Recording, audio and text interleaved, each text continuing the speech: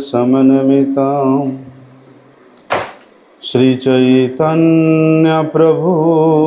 वन्दे नित्यानन्दसहोदितं श्रीनन्दनन्दनं वन्दे राधिका चरणद्वयं गोपीजनसमायुक्तं वृन्दावनमनोहरं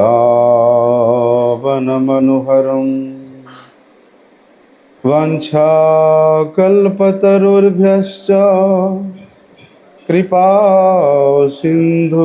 एव च पतितानां पावनेभ्यो वैष्णवेभ्यो नमो नमः। नमो महावदन्याय कृष्णप्रेमप्रदायते कृष्णाय कृष्णचैतन्य नामिने गौरत्विषे नमः। नमस्ते तुहलग्राम नमस्ते मुसलायुध नमस्ते रेवतीकांत नमस्ते भक्तवत्सल नमस्ते बलिनाम श्रेष्ठ नमस्ते धरणीधर प्रलंबारे नमस्ते तु त्राहि मां कृष्ण पूर्वज।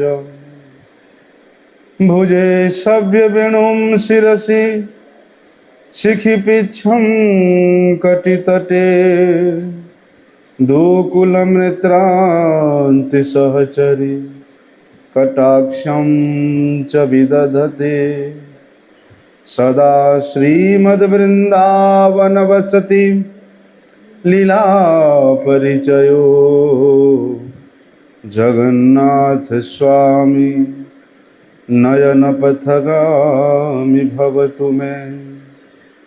हे कृष्ण करुणा सिंधु दीनबंधो जगत्पते गोपेश गोपिका कांत राधाकांत नमस्तुते। तप्त कांचन गौरांगी राधे वृंदावनेश्वरी वृषभानुसुते देवी प्रणमामि हरिप्रिये। वन्दे नन्दव्रजस्त्रीणां पादरेणुमवीक्ष्णसः यासां हरिर्कथोद्गीतं पुनाति भुवनत्रयम्। भक्त्या विहीनमपराधलक्ष्यै क्षिप्ताश्च कामादितरङ्गमध्ये कृपामयी त्वां शरणं प्रपन्नं वृन्दे नमस्ते चरणारविन्दम्।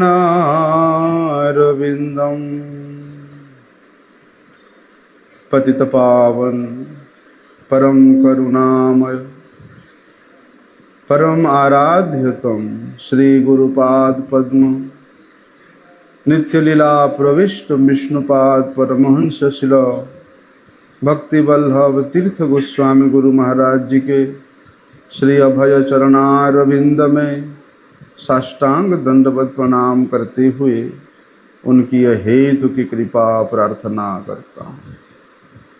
परम आराध्यतम शिक्षा गुरुपाद पद्म नित्यलीला प्रविष्ट विष्णुपाद परमहंस शिल भक्ति विज्ञान भारती गोस्वामी महाराज के श्रीपाद पद्म में साष्टांग दंडवत प्रणाम करते हुए उनकी हेतु की कृपा प्रार्थना करता हूँ।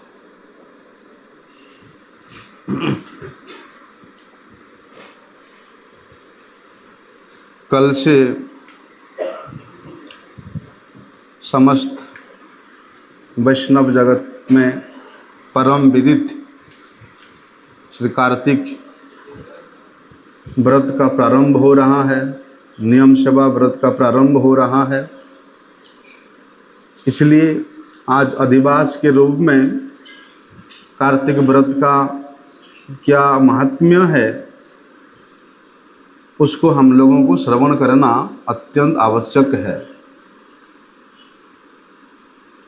परम कर्तव्य है।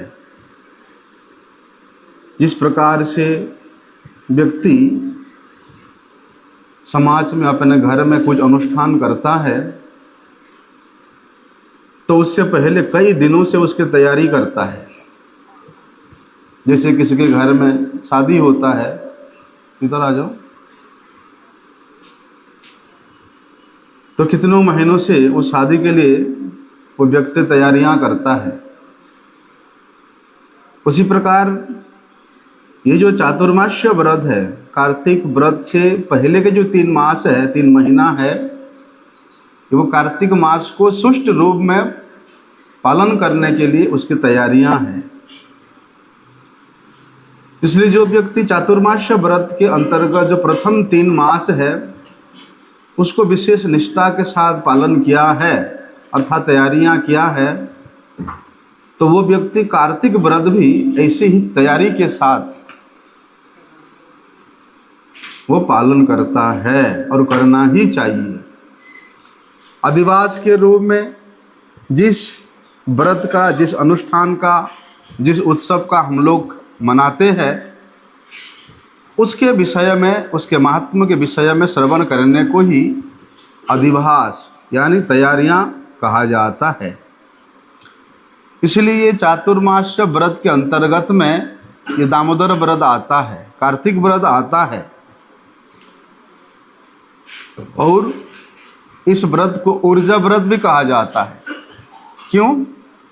ऊर्जेश्वरी श्रीमती राधा रानी ही वास्तव में ये कार्तिक व्रत की अधिष्ठात्री देवी है। भले ही भगवान दामोदर श्री श्याम सुंदर जी इसके अधिष्ठात्री देव है, लेकिन इसकी अधिष्ठात्री देवी के रूप में कार्तिकस्याधि देवीम श्रीमती राधा रानी को ही प्रसन्न करने के लिए इस व्रत पालन करने का विधान है। इसलिए इस व्रत को ऊर्जा व्रत कहा जाता है, कार्तिक व्रत कहा जाता है, नियम सेवा व्रत कहा जाता है। विशेष नियमों में रह करके, जिस प्रकार एकादशी को हम लोग विशेष नियम में व्रती होकर के एकादशी पालन करते हैं, उसी प्रकार ये कार्तिक व्रत भी, कार्तिक नियम सेवा व्रत भी विशेष नियमों के द्वारा बंद करके, व्रती हो करके इसका पालन करना कर्तव्य है। क्यों? क्योंकि भगवान के जितने भी लीलाएं हुई है उन लीलाओं में से परम मनोहर, भक्तों के चित्त को हमेशा आकर्षण करने वाली जो दामोदर व्रत है, जो दामोदर लीला है, जो दाम बंधन लीला है, वो इसी कार्तिक मास में ही प्रकटित हुआ था। कार्तिक मास के शुक्ल प्रतिपदा तिथि को भगवान दाम बंधन लीला किए थे, अच्छा बंधन स्वीकार किए थे। इसलिए ये कार्तिक व्रत, कार्तिक मास तो परम धन्य है। क्यों? क्योंकि इस मास में भगवान दामोदर का प्राकट्य हुआ है, अर्थात उस दाम बंधन लीला का प्राकट्य हुआ है। दाम बंधन लीला होने के उपरांत उनका नाम दामोदर पड़ा।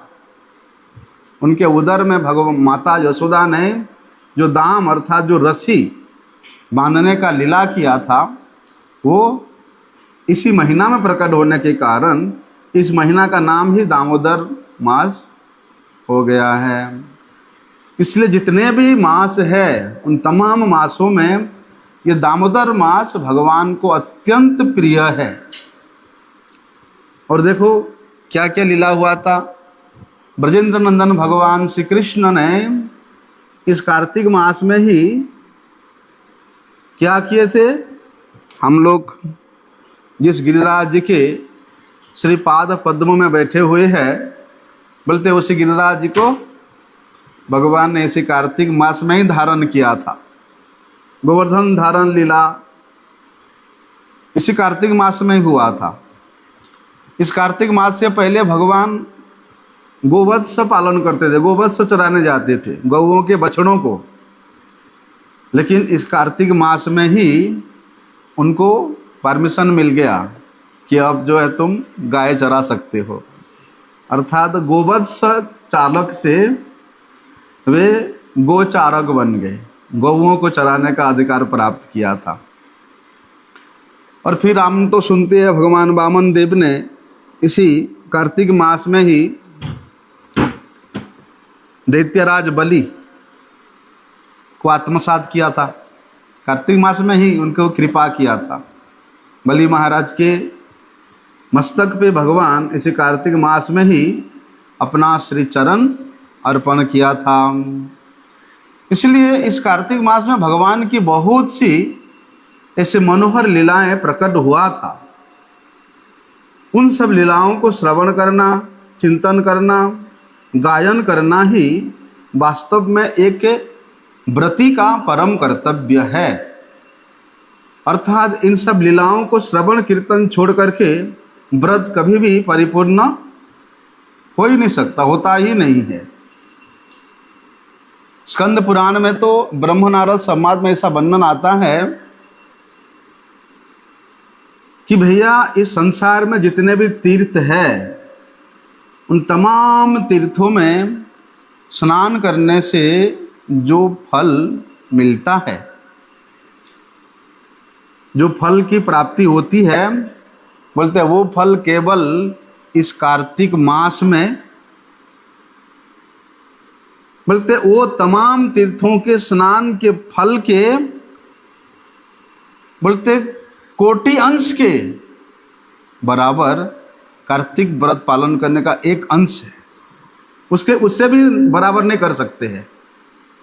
मतलब इतना अत्यंत फल प्रेप्सु है, फल प्रदान करने वाला है। इसलिए जितना भी तीर्थ है, बड़े से बड़े जो यज्ञ होती है दक्षिणा के सहित यज्ञ,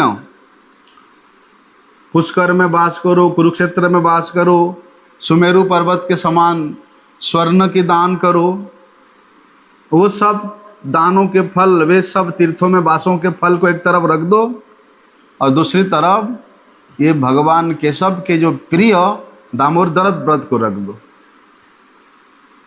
फिर भी दामोदर व्रत का जो पल्ला है भारी ही रहता है। इसलिए क्या करना चाहिए? ब्रह्मा जी ने नारद जी को इस कार्तिक का महात्म्य बताते हुए कह रहे हैं कि भैया इस कार्तिक मास में भगवान श्रीहरि के प्रसन्नता के निमित्त प्रत्येक कार्य करना चाहिए, जिससे भगवान विष्णु प्रसन्न होंगे, ऐसा सत्कर्म करो। और बोलते ऐसा सत्कर्म में से एक न्यून कर्म भी यदि कोई व्यक्ति करता है उद्देश्य भगवत प्रसन्नता के लिए, तो उसका फल तो अक्षय होता है।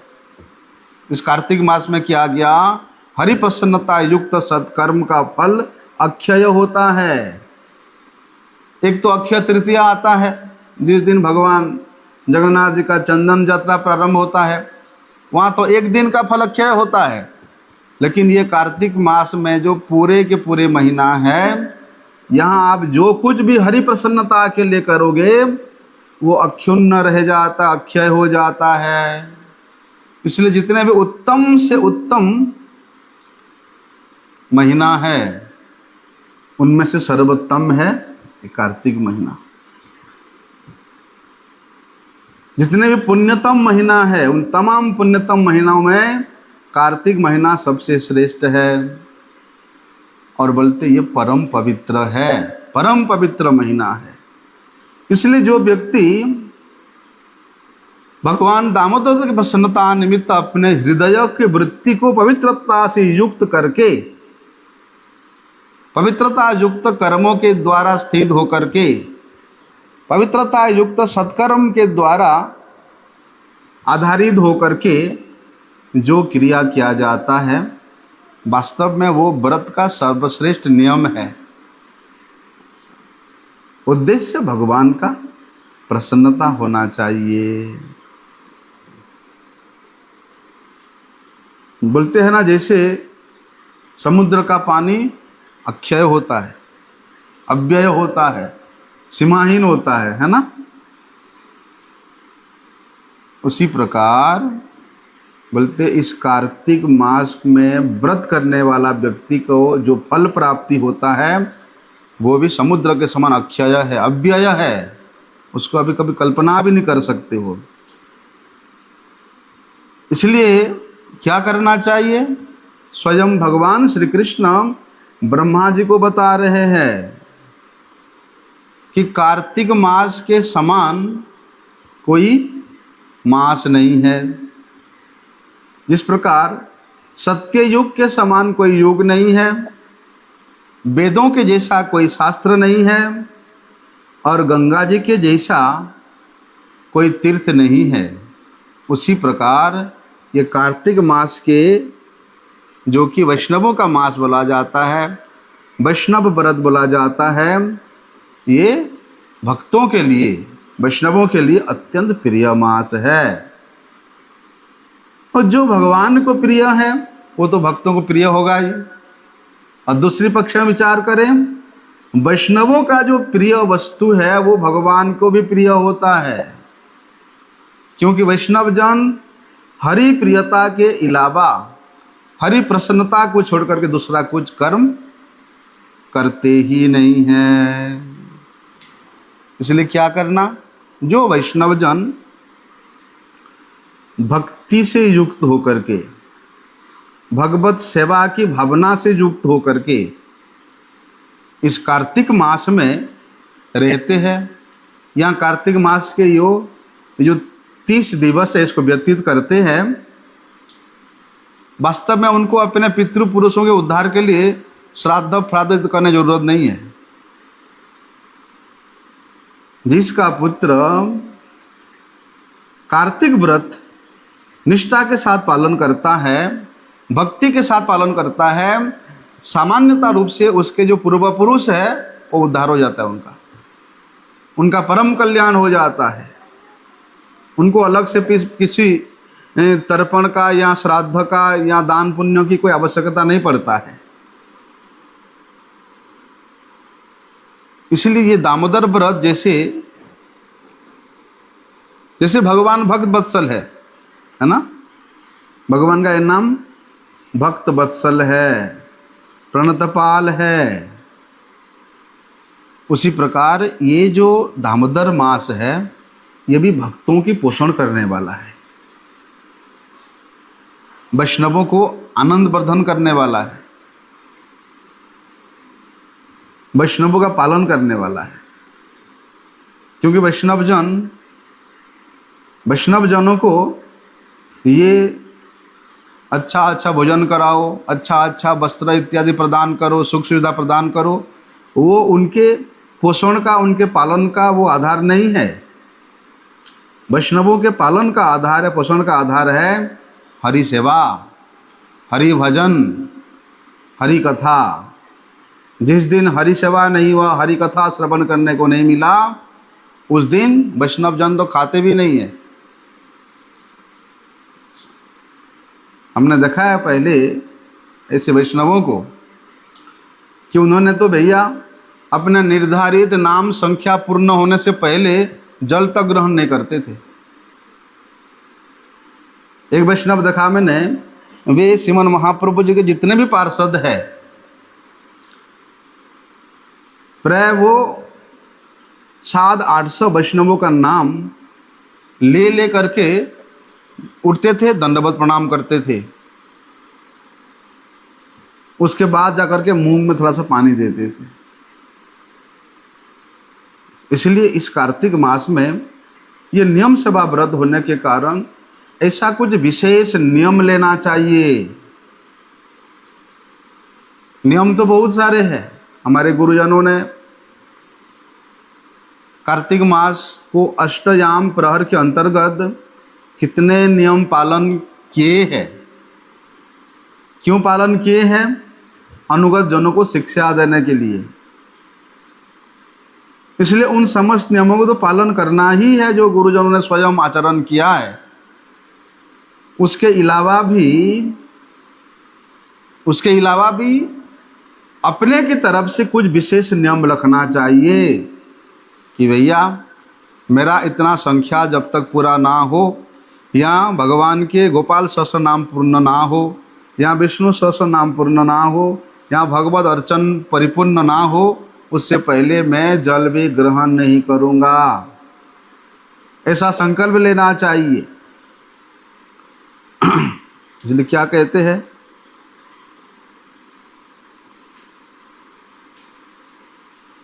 इसलिए ये जो कार्तिक मास है ये भगवान का अत्यंत प्रिय मास है, अत्यधिक प्रिय है। बोलते हैं ना कि लब्धा सुदुर्लभमिदं बहुसंभवान्ते, ये जो मनुष्य देह है, मनुष्य शरीर है, ये दुर्लभ नहीं सुदुर्लभ है। कितने योनि भ्रमण करने के उपरांत, पुण्य संचित होने के उपरांत जीवात्मा को ये मनुष्य शरीर प्राप्त होता है।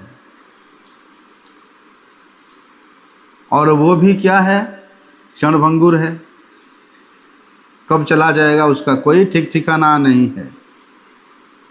बोलते उस दुर्लभ मनुष्य शरीर से भी परम दुर्लभ है ये दामोदर व्रत।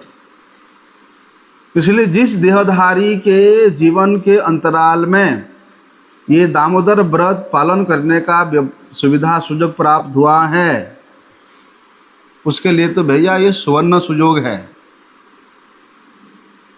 परम दुर्लभ है ये दामोदर व्रत किसी के जीवन में आना। अत्यंत प्रसन्न होते हैं भगवान कार्तिक मास में यदि आप लोग दीप दान करते हो तो।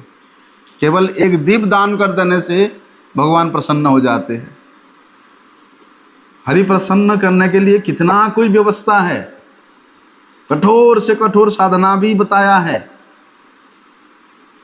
लेकिन कार्तिक मास इतना दयालु है कि कार्तिक मास में तो आप एक दीप भी भगवान को प्रदान करो, उसी से हरि प्रसन्न हो जाते। दूसरे मास में नहीं होंगे, कार्तिक मास में होते। तो भैया जिस मास में केवल एक दीप दान करने से जब हरि प्रसन्न हो जाते हैं,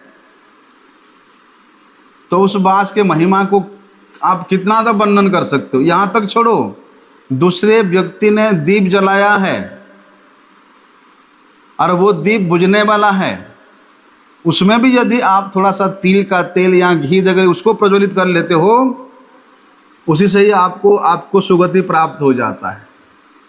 अगर स्वयं जलाने का सामर्थ्य नहीं है तो दूसरे के जलाए हुए दीप को भी आप रक्षा करते हो,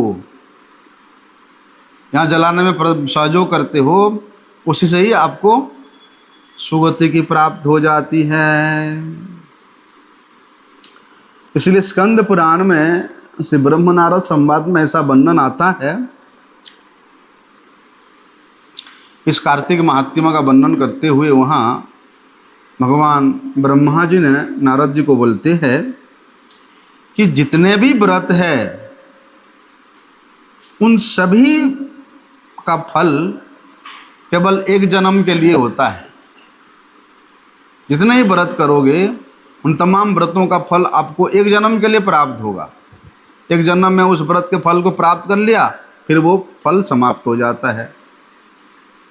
लेकिन कार्तिक मास के जो फल है वो एक जन्म के लिए नहीं, वे सैकड़ों जन्म के लिए प्राप्त हो जाता है। आपने एक वर्ष कार्तिक मास को भक्तियुक्त होकर के पालन किया तो सैकड़ों जन्म तक वो व्रत के फल का जो प्रभाव है वहाँ लिखा जाएगा। नहीं, इस व्यक्ति कितना भी पापी काम क्यों ना करे, इसने एक वर्ष जो है, एक मास कार्तिक मास को नियम से पालन किया था। सैकड़ों वर्ष तक उसको याद किया जाएगा कि इसने दामोदर व्रत पालन किया था। ऐसे नहीं, प्राप्त होता रहता है उसका फल।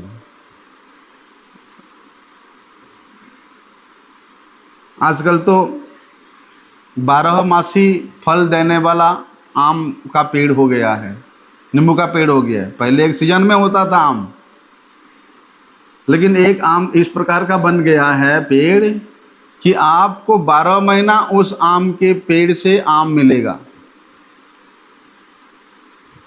है ना। उसी प्रकार बोलते हैं ये दामोदर व्रत यदि आप 1 साल पालन किया, 1 मास पालन किया, तो सैकड़ों जन्म तक आपको उसके फल की प्राप्ति होता रहता है। इसलिए ये कार्तिक मास में इस वैष्णव व्रत में क्या करना चाहिए? विशेष रूप से श्रवण कीर्तन करना चाहिए। और बोलते हैं जो व्यक्ति वैष्णवों के मुख से संपूर्ण मास हरि कथा का, हरि कीर्तन का श्रवण कीर्तन करते हुए कार्तिक पूर्णिमा में उपवास करता है, या कल से जैसे एकादशी है, पाशांकुशा एकादशी से व्रत का प्रारंभ करता है, तो उसको भैया बोलते हैं अक्रूर तीर्थ में स्नान करने का प्राप्त हो जाता है। एक दिन के फल से वाराणसी में स्नान करो, कुरुक्षेत्र में स्नान करो, नैमिषारण्य में स्नान करो, पुष्कर तीर्थ में स्नान करो, वहाँ जाने से जो पुण्य प्राप्त होता है, केवल कार्तिक मास में कार्तिक व्रत पालन करने से आपको वही फल की प्राप्ति हो जाता है। देखो, जो व्यक्ति कभी भी यज्ञ नहीं किया है, कभी भी दान पुण्य नहीं किया है, वो व्यक्ति भी यदि इस दामोदर मास में भगवान विष्णु की प्रसन्नता के लिए उपवास करता है, तो उसको परम पद की प्राप्ति हो जाती है, श्रेष्ठ पद की प्राप्ति हो जाती है। जैसे हम लोग नित्य प्रति जिन सब पदार्थों की, जिन सब खाद्य द्रव्यों की भोजन करते हैं, कार्तिक मास में कुछ नियम पालन करते हुए उन खाद्य द्रव्यों में से कुछ वस्तु को त्यागना पड़ता है, उसको संकुचित करना पड़ता है। सब कुछ खाते हैं हम लोग, लेकिन हमारे श्री चैतन्य गौड़ीय मठ में चातुर्मास्य के प्रारंभ से ही बहुत से द्रव्यों को उन्होंने त्याग करते हैं। और किसी किसी वैष्णव जन केवल कार्तिक मास में ही नित्य व्यवहृत खाद्य पदार्थों को त्याग करके, संकुचित करके कुछ उसमें वो लोग त्याग करते हैं। यदि इस प्रकार व्यक्ति कार्तिक मास में शास्त्र में विहित जो त्यागने योग्य द्रव्य है उसको त्याग करके पालन करता है, तो वो व्यक्ति उस मुक्ति पद भगवान श्री कृष्ण के सानिध्य प्राप्त करता है। जैसे चातुर्मास्य के प्रारंभ से हम लोग छोड़ते हैं टमाटर, बैगन, घिया, परमल, हैं, उसके बाद बीन्स, सेम और सोयाबीन, हैं, और जो चातुर्मास्य का उसमें भी करते हैं कि पहले मास में साग त्याग करते हैं, दूसरे मास में दही त्याग करते हैं, तीसरे मास में दूध नहीं पीते हैं, और कार्तिक मास में तो नियम है ही, ढेर सारे नियम। इन सब वस्तुओं को त्यागने में शास्त्र का विधान है, त्यागना चाहिए। चाहे व्यक्ति किसी भी वर्ण के क्यों ना हो, चाहे वो ब्राह्मण हो, क्षत्रिय, वैश्य, शूद्र हो, चाहे किसी भी आश्रम के ही क्यों ना हो, ब्रह्मचारी हो, गृहस्थ हो, वानप्रस्थ, सन्यासी क्यों ना हो, बोलते हैं यदि कार्तिक मास में व्रत पालन नहीं करता है तो उसको नीच योनि की प्राप्ति होती है। सन्यासी ही क्यों ना हो, यदि कार्तिक व्रत पालन नहीं करेगा तो उसको नीच योनि की प्राप्ति होगी। इसलिए यथा विधि, यथा संभव, जिससे हो सके व्रत पालन करने के लिए संकल्प लेना चाहिए, व्रत धारण करने का विधान को पालन करना चाहिए, तब जाकर के मुक्ति उसके हाथ में होती है, जब चाहे वो मुक्ति को प्राप्त कर सकती है। इसलिए ये कार्तिक व्रत तो भैया बड़े बड़े ऋषि मुनियों के द्वारा सेवित हुए हैं। तो उन व्रत को यदि किंचित मात्र भी हम लोग पालन करते हैं उन नियमों को, तो जितने भी महाफल है वो सब लाभ हो जाता है, वो सब प्राप्त हो जाता है। और भक्त के लिए महाफल तो केवल हरि प्रसन्नता है। फल क्या करेगा वैष्णव भक्त? टका पैसा क्या करेगा, है ना? भोग विलास की वस्तु क्या करेगा? मान प्रतिष्ठा क्या करेगा? उसको तो केवल भगवान की प्रसन्नता चाहिए। जिससे श्री हरि प्रसन्न हो वही ही उसके लिए सर्वोत्तम प्राप्ति है, सर्वोत्तम प्राप्त है, सर्वोत्तम लक्ष्य है उसके। इसलिए भैया जो व्यक्ति इस दुर्लभ मनुष्य जन्म प्राप्त करने के उपरांत भी यदि वे कार्तिक व्रत का पालन नहीं करता है, बोलते हैं उसको माता पिता के हत्यारे के जैसे पाप लगता है। हाँ, करना चाहिए, संकल्प लेना चाहिए। संकल्प न लेकर के कोई कार्तिक मास को बिता देता है। कुछ ना कुछ संकल्प लो कि मुझे कार्तिक मास में ये नियम करना है। प्रत्येक दिन सायं के संध्या के वक़्त भगवान दामोदर को मुझे दीप प्रदान करना है। ये एक भी व्रत नियम ले लो आप, उससे ही आपका कल्याण हो जाएगा। लेकिन जो व्यक्ति कोई भी संकल्प नहीं लेता है, कोई भी व्रत नहीं करता है और ऐसे ही कार्तिक मास को बिता देता है, वो तो व्यक्ति भैया सारी धर्मों से तिरस्कृत होकर के, बहिष्कृत होकर के उसको तिर्यक जोनि में जाना पड़ता है। मतलब पशु पक्षी जोनियों में उसको जन्म लेना पड़ता है। और बताते हैं जो व्यक्ति कार्तिक मास में व्रत नहीं करता वो आत्महत्यारा है, ब्रह्मघाती है, ब्राह्मणों को हत्या करने वाला है, गौघाती है, गौ हत्या करने वाला है, स्वर्ण चोरी करने वाला है, मिथ्यावादी है, इसे समझना चाहिए। और विशेष करते जो विधवा स्त्री है वो यदि कार्तिक मास में व्रत नहीं करती है तो निश्चित रूप से वो नरक की प्राप्ति होगी उसको। विधवा स्त्री के लिए कि तो कंपल्सरी है कि कार्तिक मास उसको किसी ना किसी प्रकार से पालन करना ही चाहिए। और बात रहा गृहस्थ व्यक्तियों के लिए, गृहस्थ व्यक्ति लोग बड़े चालाकी से बोलते हैं टाइम कहाँ मिलता है भैया, हमारा दुकान है, बाजार है, नौकरी है, बच्चे हैं, परिवार है। लेकिन देखो यदि गृहस्थ व्यक्तियों के द्वारा ये कार्तिक व्रत पालन नहीं होता है और गृहस्थ व्यक्ति क्या करते हैं, अपने इष्टापूर्ति कर्म करते हैं। इष्टापूर्ति कर्म होता है कि यज्ञ करना, दान करना, कुआं खुदवाना, तालाब खुदवा लेना, लोगों गरीब लोगों को कंबल बांट देना, इसको बोलते हैं इष्टापूर्ति कार्य। यदि वो गृहस्थ व्यक्ति कार्तिक व्रत पालन नहीं करके ये सब काम करता है, दान करता है, पुण्य करता है, यज्ञ करता है, कुआं खुदवाता है, तो उसको कोई भी फल नहीं मिलता है यदि वो कार्तिक व्रत नहीं करता है। तो कार्तिक व्रत करते हुए कार्तिक मास में यदि वे दान पुण्य करे तो उसका फल अक्षुण्ण हो जाता है। यदि स्वयं वो कार्तिक व्रत नहीं कर रहे, कार्तिक मास में खूब खा रहे हैं चाय, बीड़ी, सिगरेट, मांस और बड़े बड़े दान कर रहा है, उसके दान का कोई भी फल नहीं है। बड़े बड़े हवन कर रहे हैं, उसका हवन का कोई भी फल नहीं मिलेगा उसको। यहाँ तक बताया भैया यदि ब्राह्मण व्यक्ति भी कार्तिक मास में व्रत नहीं करता है, सारी देवता उससे मुख मोड़ लेते हैं, देखना भी नहीं चाहते उस ब्राह्मण को।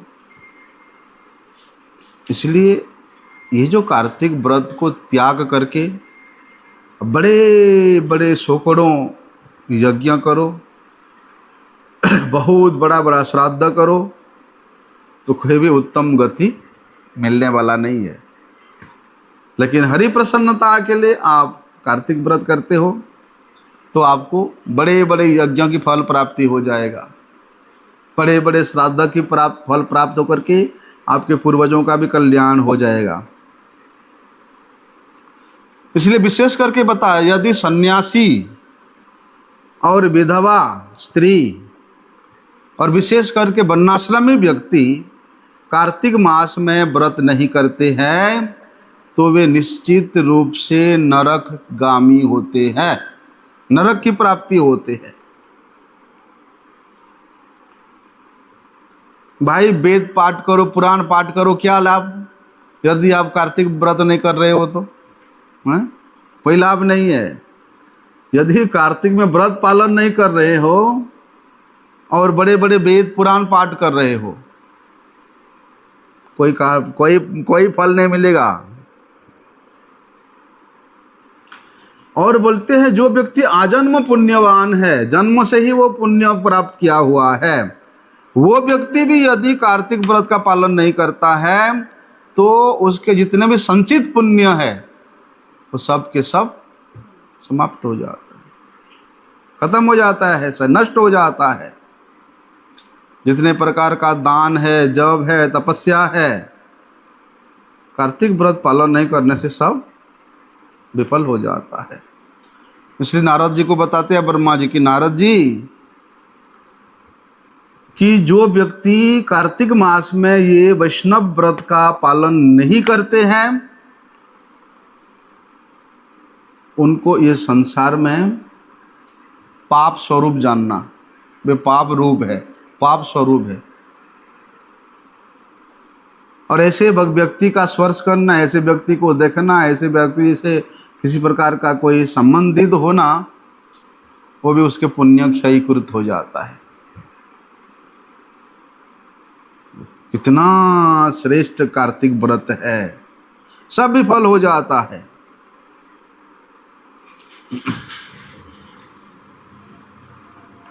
और जो व्यक्ति बिना नियम से, बिना कोई नियम लिए इस कार्तिक मास का व्यतीत करता है, यहाँ चातुर्मास से व्रत व्यतीत करता है, वो तो कुलांगार है, अपने कुल के अंगार स्वरूप है, कुल को जलाने वाला है, वो ब्रह्म हत्याकारी जैसा माना जाता है उसको शास्त्र में। इसलिए ऐसा कुछ मनुष्यों के लिए कुछ तिथि बताया है, उन तिथियों को यदि मनुष्य पालन नहीं करता है तो भैया उसको दुर्गति प्राप्त होता ही है। जैसे ये कार्तिक मास हो गया, कार्तिक मास का 1 महीना का व्रत रखना पड़ेगा। श्रावणी पूर्णिमा में ऋषियों का तर्पण होता है, वो करना चाहिए। चैत्र मास में भगवान विष्णु का दलोत्सव होता है, उसको करना चाहिए। माघ मास में पूरा 1 महीना स्नान होना चाहिए। गंगा जी में स्नान करना तो सोने पे सुहागा है माघ मास में। और बोलते हैं श्रावण मास में जो रोहिणी अष्टमी होता है उसको ही पालन करना चाहिए। और श्रावण नक्षत्र युक्त जो द्वादशी व्रत है उसको पालन करना चाहिए। यदि इन 6 प्रकार के व्रतों का, इन 6 प्रकार के अनुष्ठानों का पालन नहीं करेगा व्यक्ति तो उसका दुर्गति होगा ही होगा। और बोलते हैं इन 6 में से यदि कोई व्यक्ति केवल कार्तिक मास में विशेष नियम के साथ पालन करता है तो बाकी जितने भी शुभ कर्म है उसको अपने आप परिपूर्ण हो जाता है। कर सके तो बहुत अच्छी है, हैं? जैसे बोलते हैं ना, यदि कोई व्यक्ति कार्तिक मास पालन नहीं कर पाता है तो कार्तिक मास उत्थान एकादशी के बाद जो 4 दिन रहता है उसको भीष्म पंचक बोला जाता है। उस भीष्म पंचक को यदि व्यक्ति निष्ठा के साथ पालन करे, बिल्कुल जैसा नियम बताया है तो उसको कार्तिक व्रत पालन करने का फल प्राप्त होता है, इसे बोलते हैं।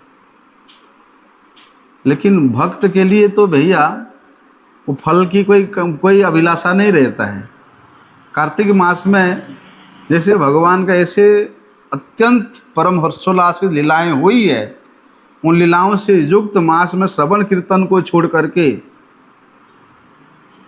केवल लास्ट के जो अंतिम के जो चतुर्थ दिवस है विष्णु पंचक को पालन करने का क्या भक्त के लिए क्या महात्म्य है। जो संसारी व्यक्ति है उसको फल चाहिए तो वो कर सकता है, और एक वैष्णव के लिए तो उसका संपूर्ण जीवन ही कार्तिक व्रत जैसा पालनीय है। प्रत्येक मास, प्रत्येक दिवस, प्रत्येक क्षण, प्रत्येक मुहूर्त, प्रत्येक निमिष एक वैष्णव के लिए हरि प्रसन्नता के निमित्त व्यतीत करना चाहिए, ये विधान है। इसलिए पद्म पुराण में भी कार्तिक महात्म्य में ऐसा वर्णन आता है कि जो लोग नियम को छोड़ करके कार्तिक व्रत को त्याग देते हैं। हमारा जो भारत है धर्म भूमि है, इस धर्म भूमि में नियमों को छोड़ करके जो लोग इस कार्तिक व्रत को, कार्तिक मास को त्याग देते हैं, भगवान श्री कृष्ण उनके प्रति विमुख हो जाते हैं। क्यों? क्योंकि ये कार्तिक मास भगवान श्री कृष्ण का अत्यंत प्रिय मास है। और स्कंद पुराण में तो ऐसा वर्णन आता है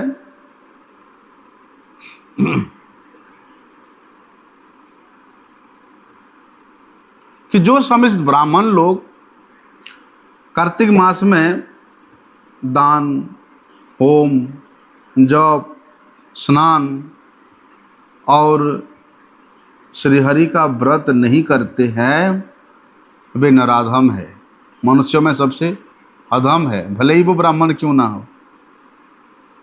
मनुष्य में सबसे अधम है वो, निश्चय ही अपने आत्मवंचना कर आत्मवंचित है। और एक मनुष्य के लिए जो उसके प्रार्थित फल है क्या है? भगवत प्राप्त करना, उससे वो हमेशा के लिए वंचित हो जाता है। इसलिए यदि कार्तिक मास में आप भगवान श्री हरि का, श्री जनार्दन का आप पूजा नहीं करते हो तो उनके पितरों को यमलोक में वास करना पड़ता है। प्रत्येक मनुष्य को कार्तिक मास में श्री हरि का पूजा करना चाहिए। बोलते हैं ना, कितने हजार करोड़ों जन्मों के बाद ये मनुष्य शरीर प्राप्त हुआ है, हैं? उसके बाद भी यदि ऐसा दुर्लभ मनुष्य जन्म प्राप्त करने के उपरांत भी यदि आप भक्ति भाव से भगवान श्री केशव का अर्चन पूजन नहीं करते हो तो उसका जीवन प्राप्त करना अत्यंत निरर्थक है, फिजूल की है। और जिसे कार्तिक मास में भगवान विष्णु की पूजा, भगवान श्री हरि की चर्चा, हरि कथा और वैष्णवों का दर्शन नहीं हो पाता है, वो उसका सारी पुण्य नष्ट हो जाता है। इसलिए वैष्णव जन क्या करते हैं कि संपूर्ण कार्तिक मास में नगर नगर में जा करके, गली गली में जा करके हरि कीर्तन करते हैं। वो भी सुबह सुबह मंगल मुहूर्त में, कि लोगों के कानों में भगवत नाम जाए, लोग अपने घरों से बाहर आकर के वैष्णव का दर्शन करें। लोगों के पास तो समय नहीं है कि हम लोग सुबह सुबह उठ करके मंदिर में जाएंगे, लेकिन वैष्णव जन परम दयालु होते हैं। उन सोए हुए लोगों के कल्याण करने के लिए वे उन गली गली में जा कर के खोल करताल के द्वारा कीर्तन ध्वनि के सहित उन सबको, सबका कल्याण करते हैं, अपना दर्शन दान दे करके, ताकि सभी के जीवन में ये सुयोग प्राप्त हो, वैष्णव दर्शन हो, हरि कथा हरि कीर्तन श्रवण करने को मिलो। ऐसा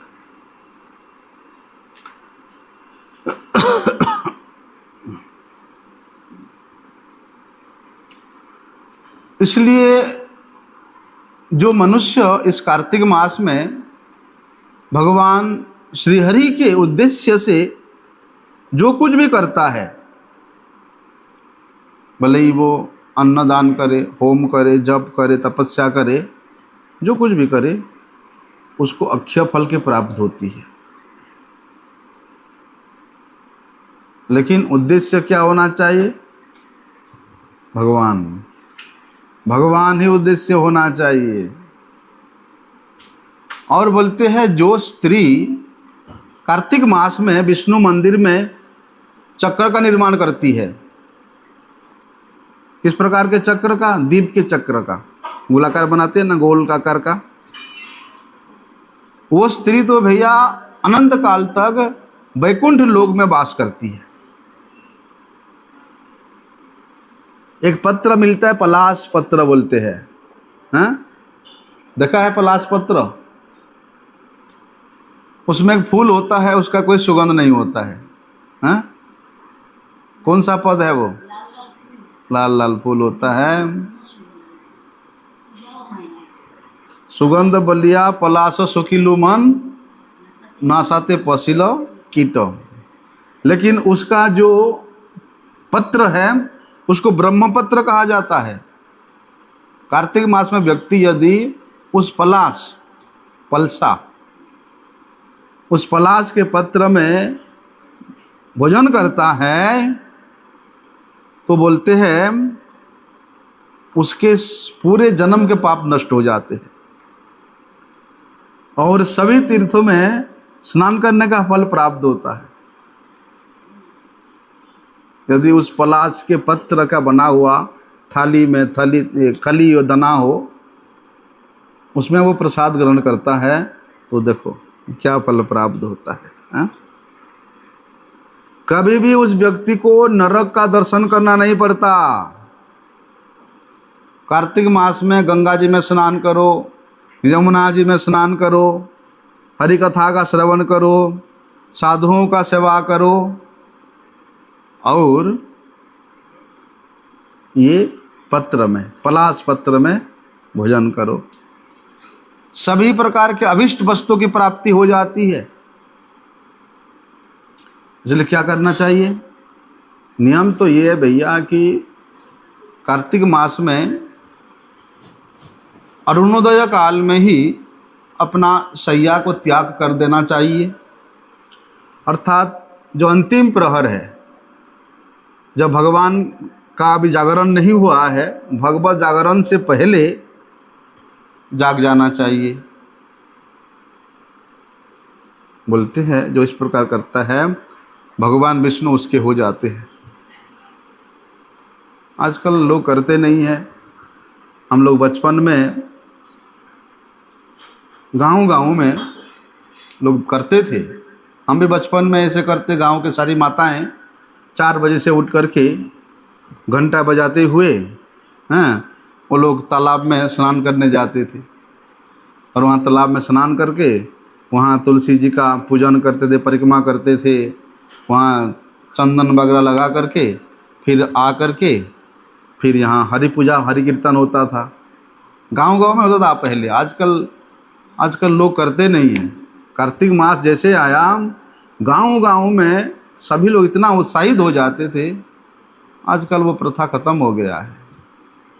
लेकिन करना चाहिए, साधु सेवा करना चाहिए, गौग्रास दान करना चाहिए, हरि कथा श्रवण करना चाहिए, भगवान श्री हरि का शालग्राम का अर्चन करना चाहिए और इस शेष प्रहर में हरि जागरण करना चाहिए। ये तो ऐसा तो भैया इस कली काल में परम दुर्लभ है, अगर कोई व्यक्ति करे तो ऐसा। लेकिन जैसे जैसे कली का प्रभाव बढ़ते जा रहा है, लोग ये सब नियमों को धीरे धीरे त्याग दे रहे हैं। जलदान करना, गोदान करना, सूर्य को अर्घ्य प्रदान करना, हैं, कुरुक्षेत्र में स्नान करना,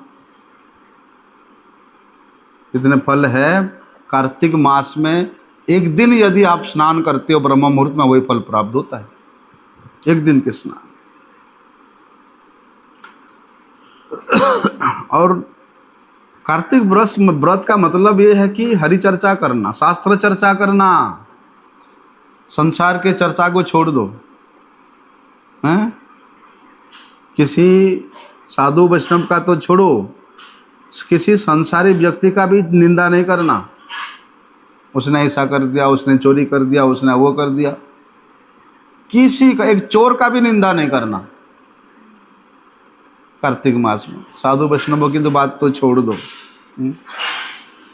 यदि कोई व्यक्ति वास्तव में शास्त्र चर्चा करते हुए कार्तिक व्रत व्यतीत करता है तो उसको दोबारा ये संसार में आना नहीं पड़ता, दोबारा उसको जन्म लेना नहीं पड़ता है। इसलिए नियम क्या है, वो अपने आप बंद हो जाएगा।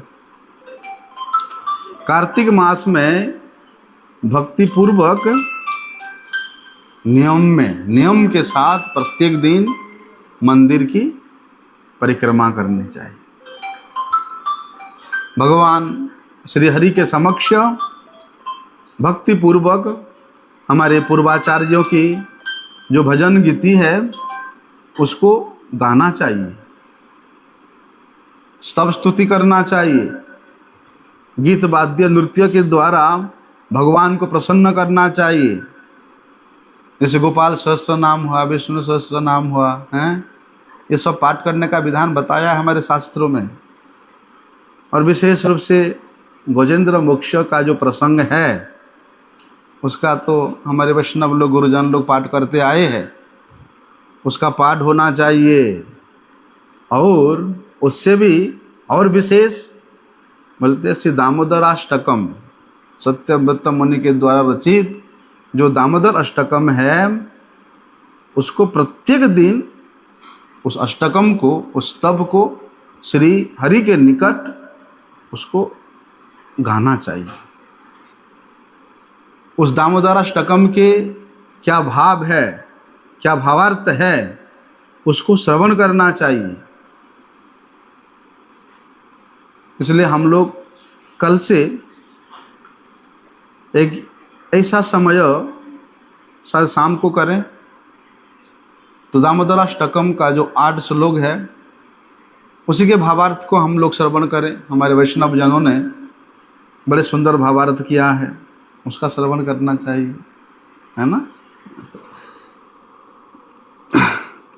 केवल गाने से नहीं, भक्ति के गीतों की या इन स्तोत्रों के शब्दों के क्या अर्थ है उनको हृदयंगम करते हुए, उसको अनुभव करते हुए, उसके भावार्थ को जानते हुए यदि हम लोग उस भक्ति गीत को, उन स्तोत्रों को पाठ करें तो विशेष लाभ होता है।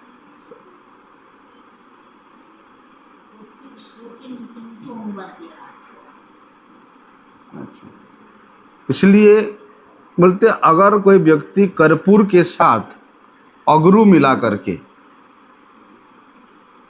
कर्पूर के साथ अगरू मिला करके उसको प्रज्वलित करके श्री हरि को दर्शन कराता है तो उसको अनंत काल तक श्वेत द्वीप में निवास करने को मिलता है। आजकल अगरू तो ओरिजिनल अगरू मिलता नहीं है, लोग पता नहीं कौन सा कॉस्मेटिक सामान दे करके उसको पीला रंग कर देते हैं। नहीं तो कर्पूर के साथ एक बूंद अगरू मिला दो, उसको जलाओ, पूरे मंदिर महक जाता है।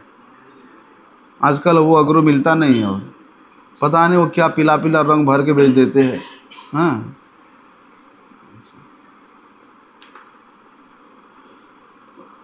आप भले ही सारे धर्मों को त्याग दो,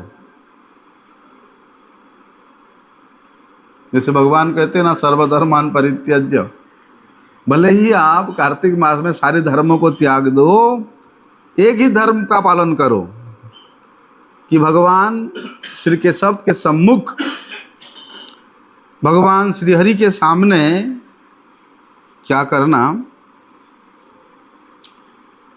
शास्त्रों की कथा का श्रवण करो।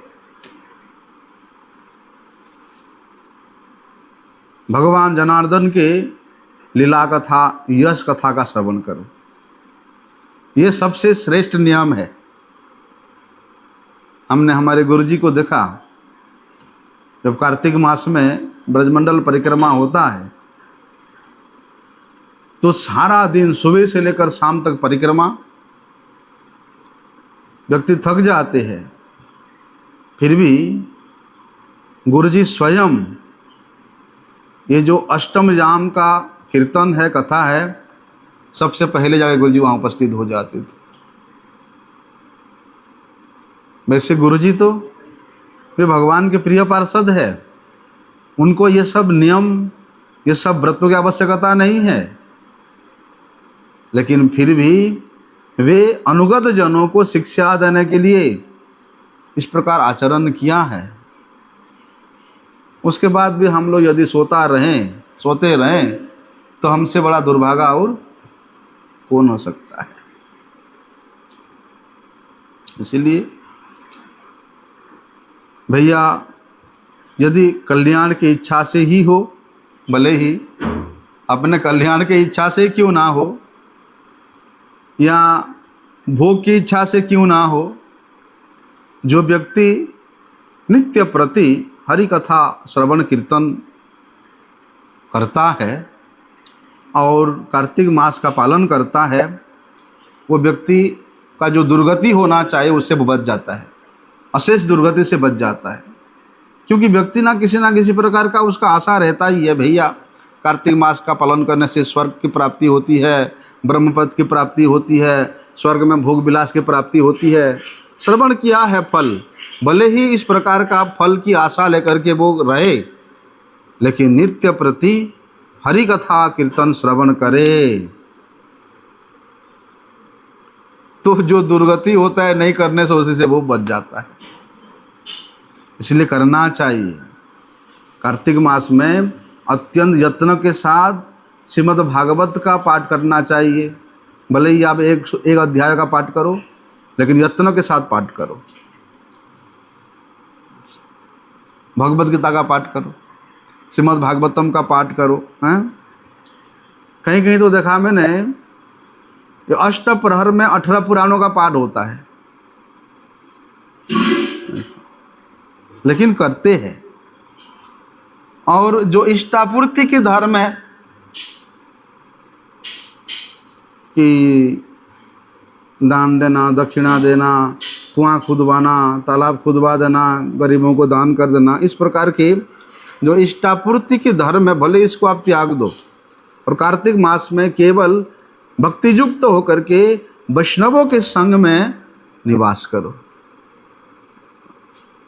लेकिन बोलते हैं कार्तिक मास में जो व्यक्ति प्रातः स्नान करते हैं, मंगल मुहूर्त में अरुणोदय काल में स्नान करते हैं और रात्रि को भूमि शयन करते हैं और पूरा महीना ब्रह्मचर्य पालन करते हैं, भले ही गृहस्थ व्यक्ति हो, अपने पत्नी के साथ हो, लेकिन पूरे मास में वो स्त्री संग ना करे, अपने ब्रह्मचर्य के रूप में पालन करे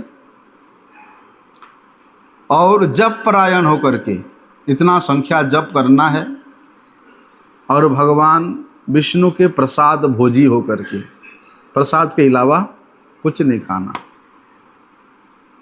श्री हरि प्रसाद भोजी होकर के भगवान दामोदर का अर्चन करते हुए भजनानंदी होकर के यदि वे कार्तिक मास व्यतीत करे तो निश्चित रूप से उसको हरि सान्निध्य प्राप्त होगा, उसको भगवान श्री हरि के सम्मुखता, उनके धाम की प्राप्ति होगी। इसलिए जो व्यक्ति इस कार्तिक मास में वो पलाश के पत्ते में खाता है, क्या विष्णु नैवेद्य, भगवान के महाप्रसाद, वो भी दिन में केवल एक बार, ऐसे नहीं कि सुबह भी नाश्ता कर लो, दोपहर में भी ठोंस लो गले तक, हैं, और रात को भी 10 रोटी और 2 किलो दूध पी लो, नहीं चलेगा। बोलते एक बार भोजन करना सबसे श्रेष्ठ बताया गया है। और जो व्यक्ति कार्तिक मास में एक भोजी होकर के व्यतीत करता है वो बड़ा पराक्रमशाली होता है, बड़ा कीर्तिमान होकर के उसको दूसरे जन्म में जन्म मिलता है और भक्त के घर में जन्म मिलता है। और भगवान को खांड का बना हुआ जो खीर है, खांड समझते हैं ना, चीनी का नहीं, खांड का, खांड का बना हुआ जो खीर है वो भगवान दामोदर को अत्यंत प्रिय है। इसलिए श्रीहरि अर्चन करने के उपरांत वो खांड का बना हुआ खीर यदि आप श्रीहरि को भोग लगाते हो तो उसी से भगवान यज्ञेश्वर प्रसन्न होकर के आपको अपने लोक में स्थान प्रदान करते हैं। हाँ, कल खांड ले आना बाबा 8-10 किलो। ये माता जी सुबह सुबह खीर बना देगी, है ना। खांड की खीर रखा है। खांड मतलब वो नहीं है चीनी का बुरादा, वो गुलाब जामुन बनाने के बाद जो रह जाता है वो नहीं है। गुड़ का बनता है खांड, उसका खीर बनाया जाए और बाल्य भोग में ठाकुर जी अर्चन करने के बाद उसको भोग लगाया जाए।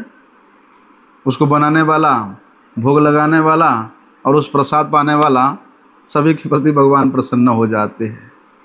और स्कंद पुराण में तो श्री रुक्मांगद सत्यभामा संवाद में ऐसा आता है कि जो लोग कार्तिक मास में स्नान मतलब प्रातः स्नान, प्रातः जागरण, दीपदान और तुलसी बगीचा का सेवा करते हैं वे देवताओं के द्वारा वंदनीय होते हैं और भगवान श्रीहरि का परम प्रियतम होते। इसलिए क्या करना, हरि जागरण करना, प्रातः स्नान करना, तुलसी सेवा करना और बालक व्रत का पालन करते हुए प्रत्येक दिन दीपदान करना। ये 5 नियम पालन करो। आज मुझे किसी ने फ़ोन करके बोला कि प्रभु जी मेरा जो कमर टूटा हुआ है, मैं ज़्यादा नहीं कर सकता हूँ, अगर आप सुन रहे हो तो आप ये पालन करो कि भगवान श्री हरि के जागरण करने से पहले आप जग जाओ, स्नान इत्यादि क्रिया करके आप जो है ठाकुर जी का मंगलारती दर्शन करो। उसके बाद थोड़ा प्रथम जाम के अंतर्गत जितना भी कीर्तन है उसको श्रवण करो, उसको गान करो, तुलसी सेवन करो और दीपदान करो। यदि अष्टजाम के समय के अंतर्गत आपको समय नहीं मिलता है तो आप एक समय में अष्टजाम का कीर्तन कर सकते हो, लेकिन जिस जाम का कीर्तन जिस समय में निर्धारित हुआ है उसी समय में करना ही सबसे उत्तम है माना गया है।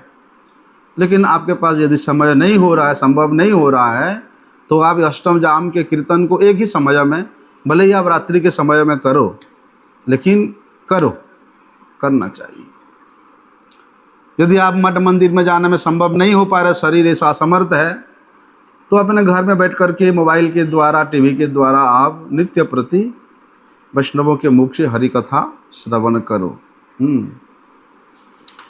इसलिए व्रती व्यक्ति यदि ये 5 व्रत का पालन करता है, हरि जागरण, प्रातः स्नान, तुलसी सेवन, व्रत विधि का पालन और दीपदान, ये 5 व्रत का यदि पालन करता है तो उसको भगवान के सामुख्यता प्राप्त होता है।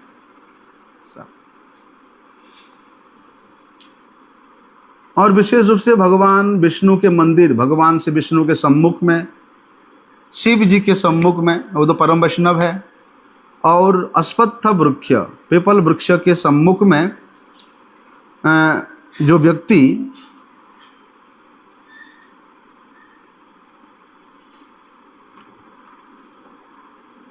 व्यक्ति हरिनाम करता है उसको भी अक्षय फल की प्राप्ति होती है।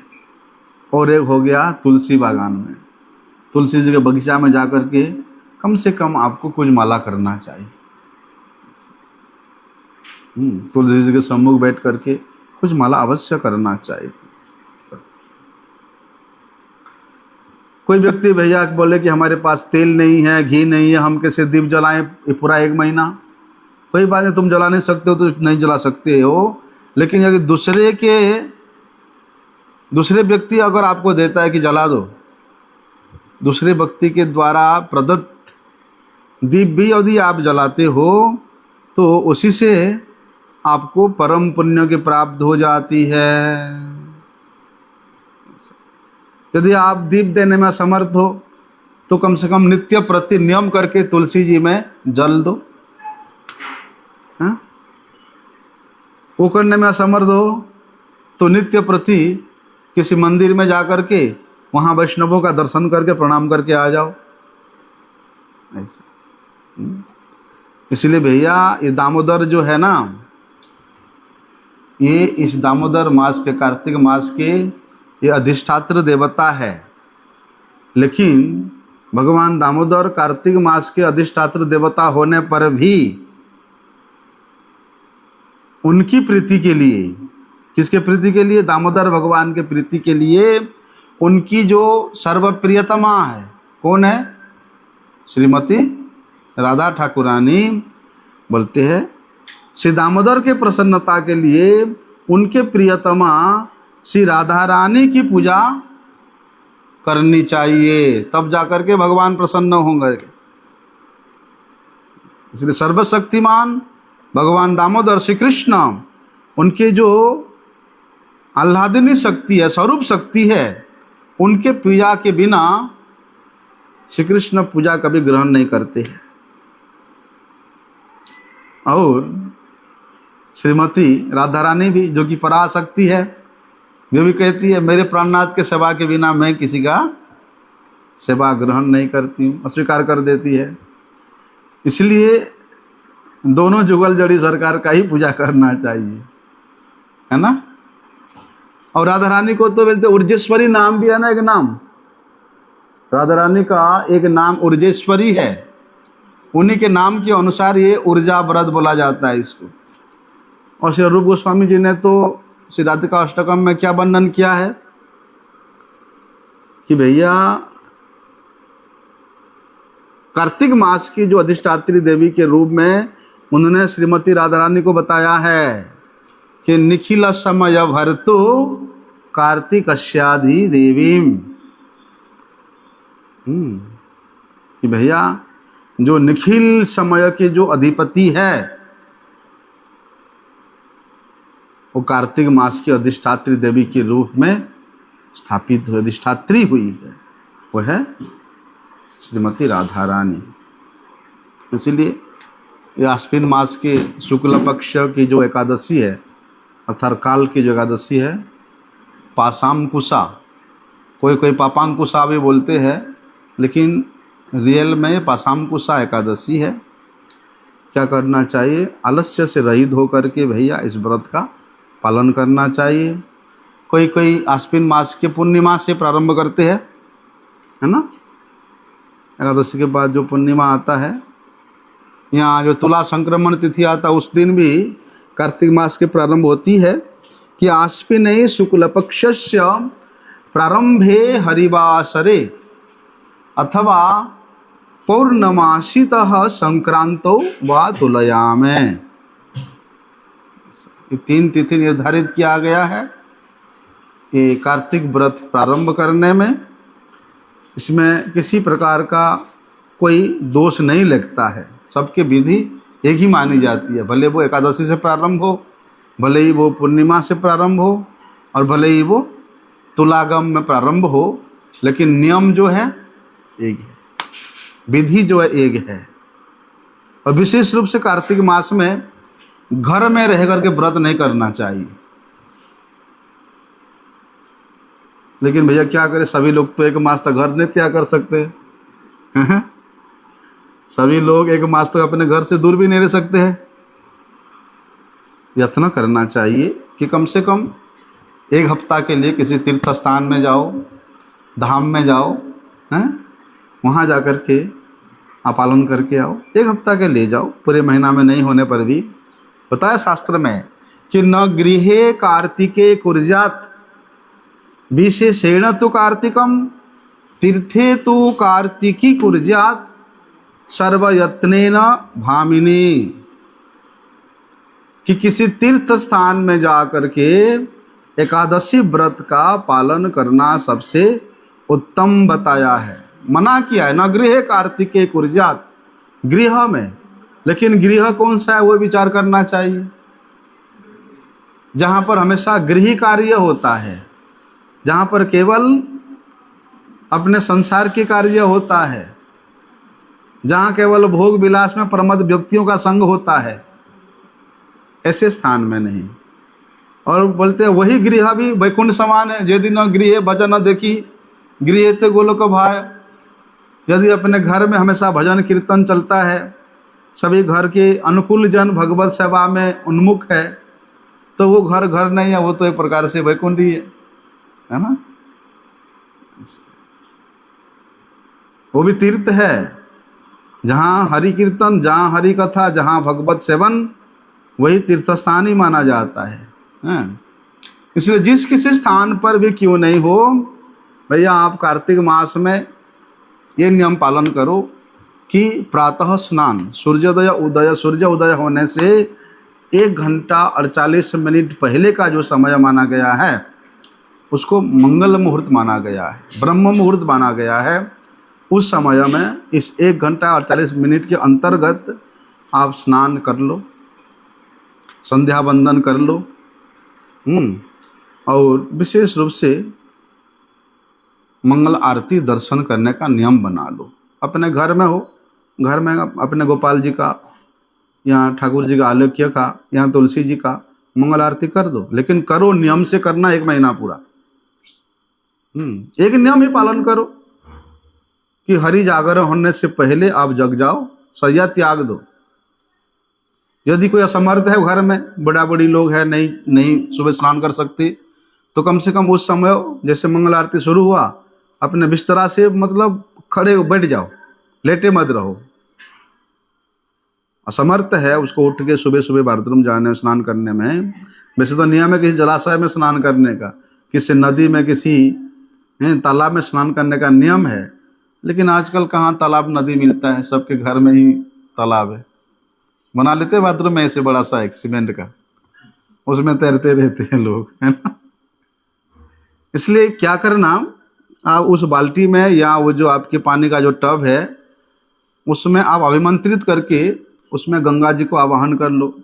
गंगेश्च जमुने चैव गोदावरी सरस्वती नर्मदे सिंधु कावेरी जले अस्मिन् सन्निधिं कुरु। प्रार्थना करो कि हे गंगा देवी, हे जमुना देवी, हे कावेरी, आप कृपा करके यहाँ मेरे सन्निधि में प्रकट हो। इस प्रकार प्रार्थना करके फिर उस बाल्टी का जल को आप स्नान कर सकते हो। ऐसे करने से भी आपको गंगा स्नान का ही फल प्राप्त होगा। और जो असंभव है, जिससे नहीं हो पाता है कि भैया वो इस समय उठ जाओ, खड़े हो जाओ, बैठ जाओ अपने बिस्तरा में, बैठ करके वो घंटा को कम से कम सुनो। घर में जो मंगल आरती घंटा बजता है, जग करके घंटा सुनना, संग ध्वनि सुनना, वो भी परम पुण्यदायक है। वो भी अनिष्ट को विहीन करने वाला होता है। इसलिए बताया है कि जो साधारण स्थान है, उन साधारण स्थानों की अपेक्षा में कुरुक्षेत्र में कोटि गुना, उसी प्रकार गंगा जी में, पुष्कर में हैं अधिक से अधिक, और द्वारिका में यदि कोई व्यक्ति पूजा स्नान करके इस व्रत का पालन करता है, कार्तिक व्रत का, तो उसको कृष्ण लोक में निवास मिलता है। और सबसे श्रेष्ठ है इस मथुरा मंडल में, इस ब्रजभूमि में हैं, यहाँ यदि कोई व्यक्ति कार्तिक व्रत पालन करता है वो सबसे अधिक फल प्रदान करने वाला। क्यों? क्योंकि इसी मथुरा धाम में श्री कृष्ण ने दामोदर लीला का प्रकट किया था। मैया यशोदा ने इस ब्रजभूमि में ही उनको उदर में रस्सी बांधा था, और यहीं की लीला के कारण हुए दामोदर के नाम से कथित भी हुए। ऐसा जो दामोदरत्व है, ये ब्रजमंडल में प्रकाशित होने के कारण यहाँ पर दामोदर व्रत, कार्तिक व्रत पालन करना सबसे उत्तम माना गया है।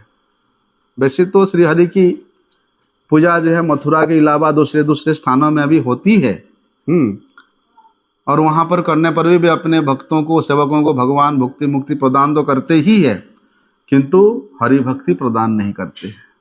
भक्ति मुक्ति प्रदान हो जाएगा अन्यत्र करने से, लेकिन यहाँ आप किसी भी भाव से करो, यहाँ आपको भक्ति ही प्राप्त होगा।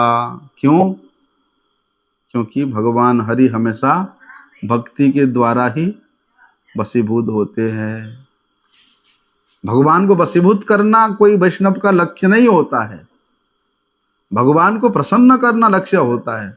लेकिन भगवान इतना प्रसन्न हो जाते हैं कि उस भक्त को छोड़ के जाना नहीं चाहते, उस भक्त हृदय में भगवान वशीभूत हो जाते हैं, बंध जाते हैं। लेकिन बोलते हैं कार्तिक मास में मथुरा में अर्थात इस ब्रजमंडल में यदि कोई व्यक्ति एक बार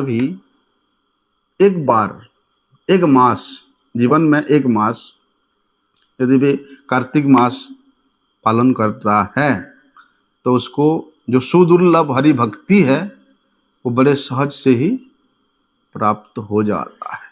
जहाँ तक कि व्यक्ति यहाँ मंत्र ना जाने भले ही, लेकिन पूजा ना जाने, मंत्र ना जाने, आराधना ना जाने, स्तव स्तुति ना जाने हैं, लेकिन उसके बिना भी यदि यहाँ वो वैष्णवों के संग में पालन करता है तो भगवान उसको स्वीकार कर लेते। इतना श्रेष्ठ महिमा है। ऐसे बहुत से विधि कार्तिक व्रत को पालन करने का हमारे वैष्णव जनों ने शास्त्र में निर्धारित उन वाक्यों को संकलित किया है। और महात्म्यों की अर्थात इस अधिवास के तिथि में उसको श्रवण करना भी परम लाभदायक है, क्योंकि जब तक किसी वस्तु के, किसी व्यक्ति के महिमा विशेष को यदि हम लोग ना जाने, ना श्रवण करें, तो उस व्यक्ति के क्या महत्व है उसको हम लोग नहीं अनुभव कर सकते हैं। इसलिए कार्तिक मास का क्या महात्म्य है उसको अनुभव करने के लिए, जानने के लिए, अर्थात कार्तिक व्रत के प्रति और अधिक लालसायुक्त, लोभयुक्त, निष्ठायुक्त होने के लिए ये व्रत के महिमा को, महात्म्य श्रवण करना चाहिए। जो भी कल से हमारा कार्तिक व्रत प्रारंभ हो रहा है, प्रातः सूर्य उदय होने से 1 घंटा और 40 मिनट पहले ही सब लोग जग जाइएगा। मंगल आरती से 1 घंटा पहले मंगलाचरण होगा, वैष्णव कीर्तन होगा, फिर प्रथम जाम कीर्तन होगा, उसके बाद मंगल आरती होगा। मंगल आरती के बाद प्रत्येक वर्ष महाराज जी इस ब्रजमंडल के अन्य स्थानों पे कीर्तन करते करते जा कर के वहाँ दर्शन करते हैं, और वहीं पर उसी स्थान के महात्म्य श्रवण करने के साथ साथ द्वितीय और तृतीय जाम कीर्तन भी होता है। ऐसा विधान है। कल से हम लोग करेंगे सब, दोपहर में चतुर्थ जाम करेंगे, शाम के वक़्त फिर सायंकालीन पंचम जाम, फिर दामोदराष्टकम का कुछ व्याख्या श्रवण करेंगे। उसके बाद फिर संध्या आरती होगा, संध्या आरती के बाद फिर षष्ठ जाम कीर्तन, वैष्णव गीति का कीर्तन होगा, फिर गोजंद्र मोक्ष का पाठ होगा। उसके बाद फिर सप्तम अष्टम जाम संकीर्तन के साथ ही ठाकुर जी का शयन आरती होगा। हम लोग बड़े निष्ठा से पालन करने का प्रयास करना। वांछा कल्पतरुभ्यश्च कृपा सिंधुभ्यः पतितानां पावनेभ्यो